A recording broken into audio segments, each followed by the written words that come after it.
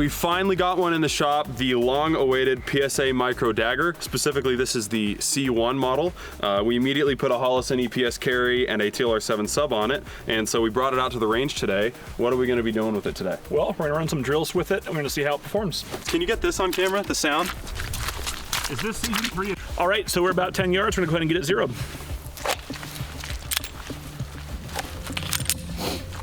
Eyes and ears.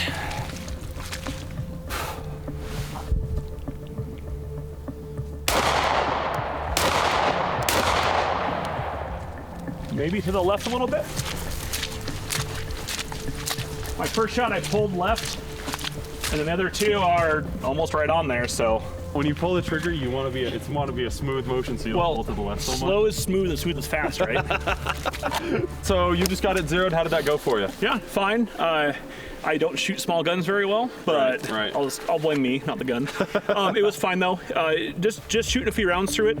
I feel like it recoils similar to a 48. Yeah. We brought one as well that we can test with if we want to. Right.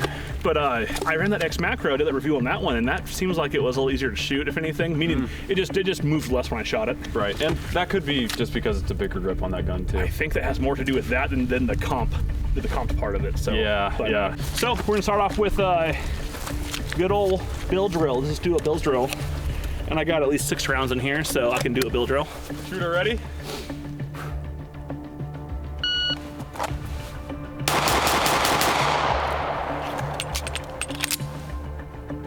All right, all in the A zone looks like. Okay, so it looks like 279 for you. Yep, it felt fine. I kept everything in the A zone, so that's okay. Yeah, that's good. It wasn't bad. It moved around a little bit, but I was able to still bring the dot back. Shooter ready? Stand by.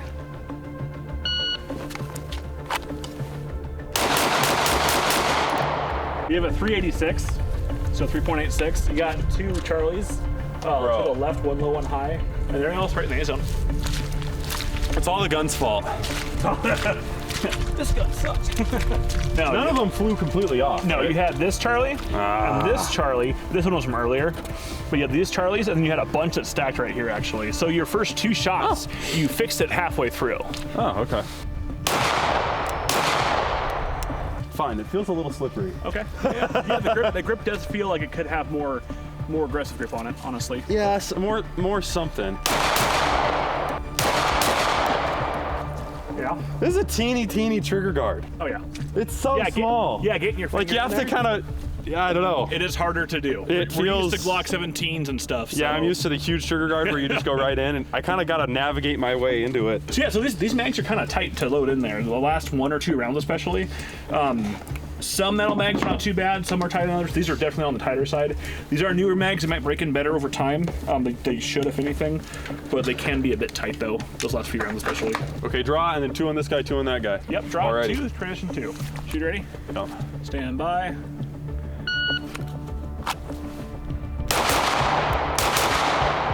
Shooter ready? Stand by.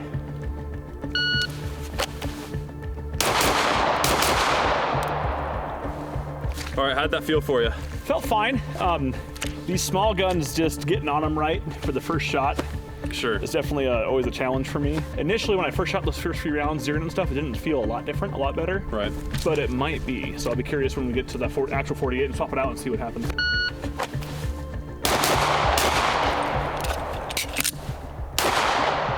I forgot that I was out of ammo. 501, not bad considering the reload. And then I gotta reload.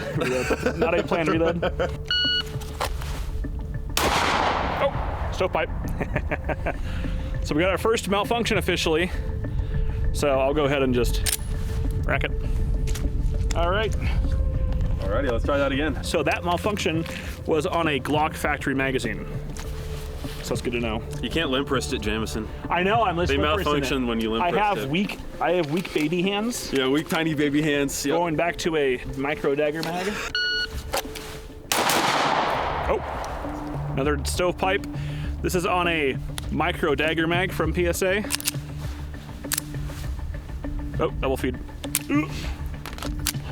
All right.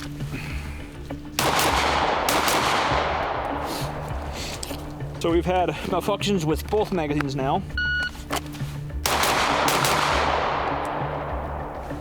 208. Very nice. 226. Let's take out the transition for a bit and just do some doubles. Oh.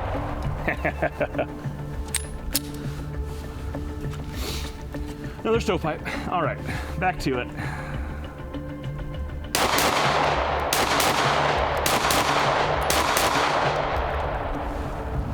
All right, I feel like I might be putting too much pressure this way with it. Some guys will call it healing and like that. I want to make sure that the way I'm holding this gun, I feel like I have to do that because it's a smaller gun. This is pretty darn smooth though. So even though it is textured per se on these panels, probably the first thing I'll do to this as a carry gun is probably hit that with something, either put some tape on it for more texture or stipple it too, but.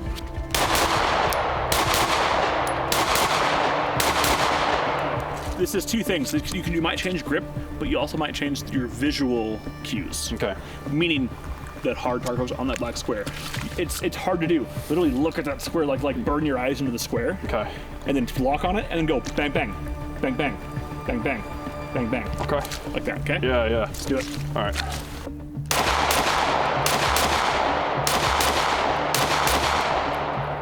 Those hits overall were way better. I don't think I saw a single one jump up. Okay.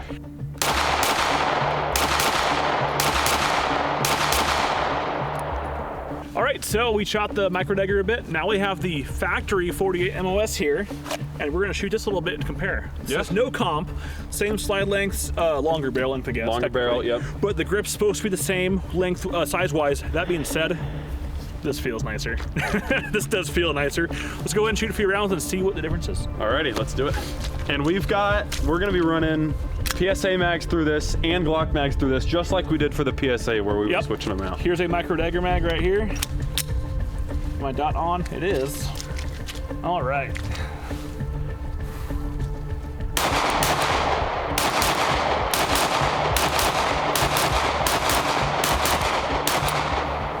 Oh, didn't lock back. Here's a factory Glock mag. Fix my grip.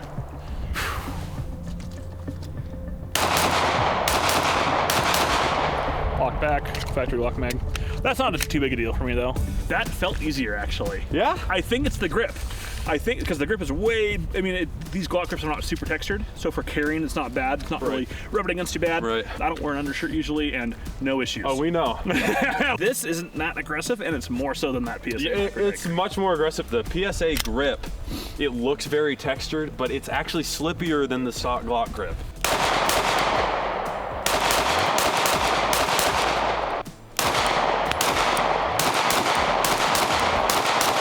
I'm thinking that it's actually easier to shoot the OEM Glock without the built-in comp little deal they got going on. Yeah. And I think that's because mostly the grip. Yeah, it seems like the OEM Glock was easier for me to get my dot back on target reliably. Now, both of those are still harder to shoot for me than something like the Macro. Yeah. But I think that's just a size constraint. All right, so we just got done shooting the Micro Dagger. We compared it to the 48 as well. Right.